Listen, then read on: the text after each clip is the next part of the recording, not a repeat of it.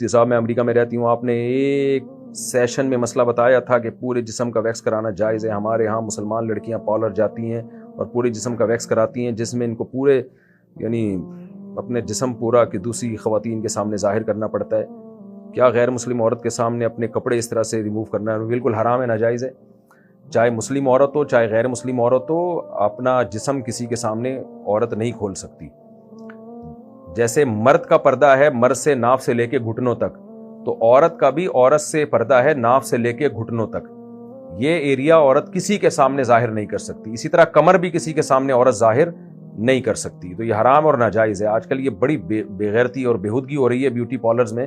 خواتین اپنی رانوں کے بال بھی صاف کروا رہی ہوتی ہیں، وہ بیوٹی پارلر والی کے سامنے کھول رہی ہوتی ہیں. تو یہ حرام ہے، ناجائز ہے.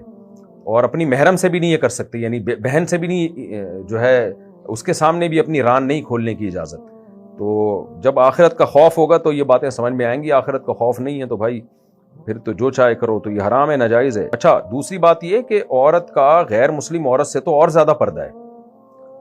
غیر مسلم عورت کے سے تو صرف چہرہ اور ہتھیلیاں، چہرہ اور ہاتھ کھول سکتی ہے غیر مسلم عورت کے سامنے. مسلم عورت اس کے سامنے تو اپنے باڈی کو اس طرح سے ایکسپوز کرنا، کھولنا، یہ اور زیادہ بڑا گناہ ہے.